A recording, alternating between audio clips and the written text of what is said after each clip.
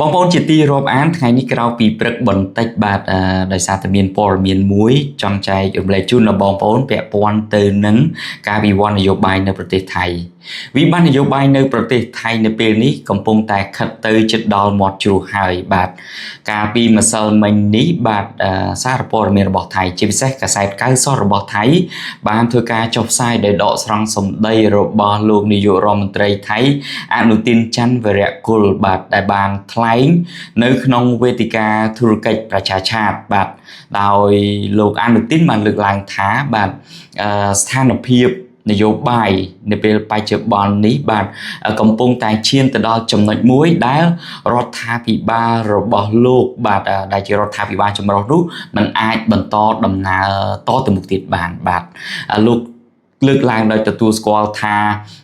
គណៈរដ្ឋមន្ត្រីរបស់លោកគឺជារដ្ឋាភិបាលដែលមានសម្លេងភាគតិចបាទ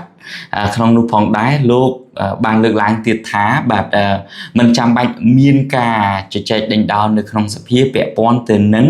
ការបោះឆ្នោតដកសេចក្តីទុកចិត្តនោះទេពីព្រោះថាលោកដឹងរួចទៅហើយថាលទ្ធផលនោះគឺរដ្ឋាភិបាលចម្រុះរបស់លោកពិតជាចាញ់ជាមិនខានបាទត្រង់ចំណុចនេះខ្ញុំបាទសូមអនុញ្ញាតជម្រាបជូនបងប្អូនបន្តិចពាក់ព័ន្ធទៅនឹងបាទប្រព័ន្ធបោះឆ្នោតនៅក្នុងសភារបស់ថៃបាទចំពោះការ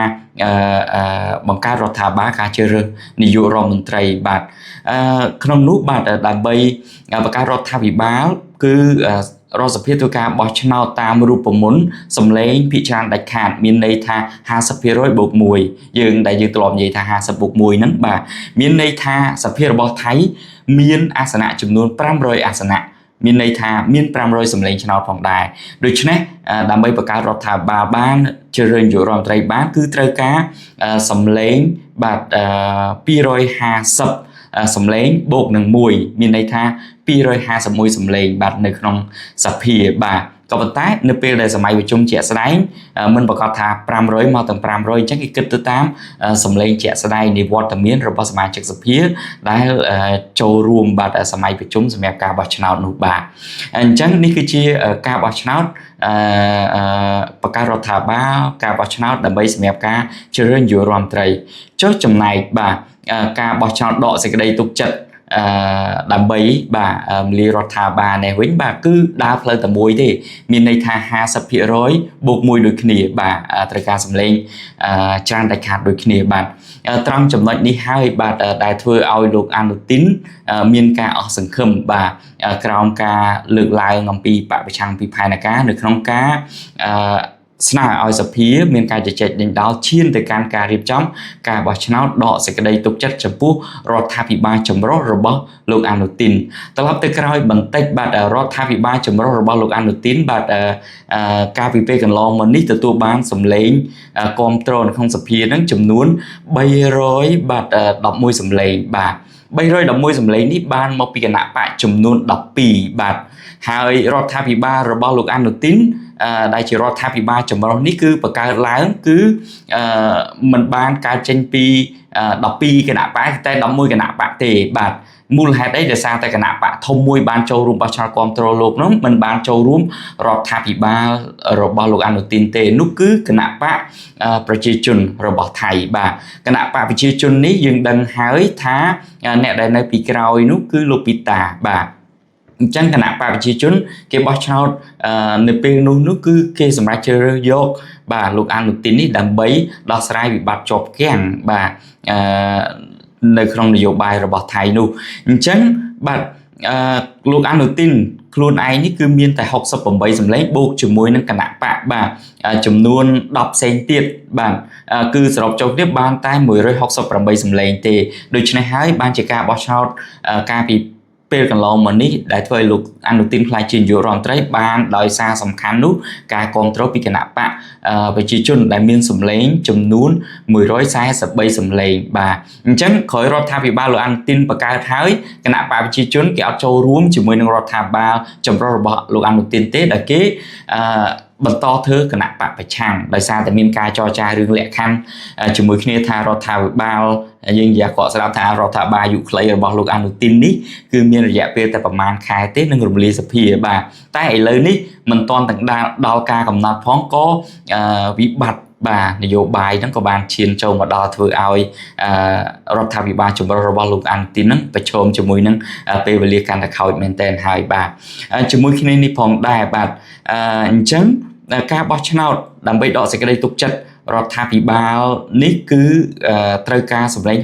50+1អញ្ចឹងអ្វីដែលយើងលើកឡើងនេះមិនចាំបាច់និយាយទៅដល់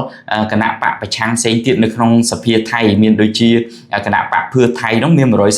133អាសនៈគណៈបកប្រជាធិបតេយ្យមាន22អាសនៈបូកនឹងគណៈបកតូចៗមួយចំនួនទៀតដែលជាគណៈបកប្រឆាំង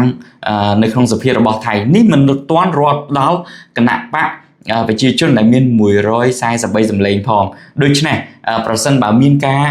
ឈានទៅដល់ការបោះឆ្នោតដកសេចក្តីទុកចិត្តមែនបាទរដ្ឋាភិបាលចម្រុះរបស់លោកអនុទីនដែលការចេញពីការបោះឆ្នោតគ្រប់គ្រងចំនួន311សម្លេង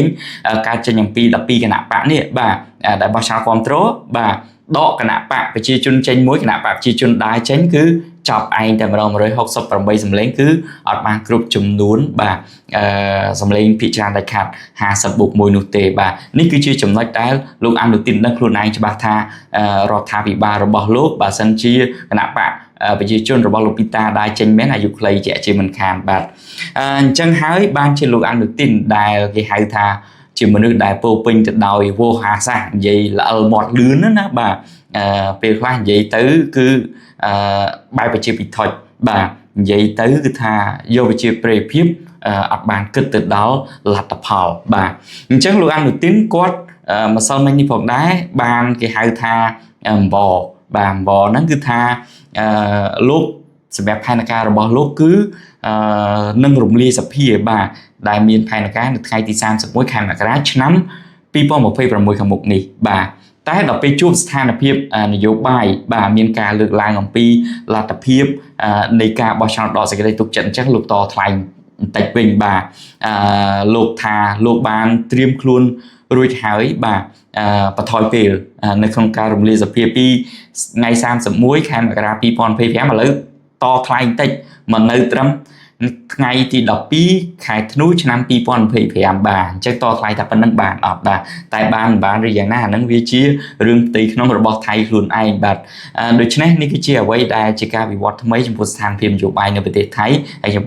បានដកស្រង់យកមកចែកម្លែកជូនដល់បងប្អូនបាទហើយបើសិនមានអ្វីការឡើងថ្មីហើយខ្ញុំបានមានពេលដែរខ្ញុំបាននឹងបន្តដកស្រង់ជំរាបជូនដល់បងប្អូនជាបន្តទៀតបាទសូមអរគុណបាទ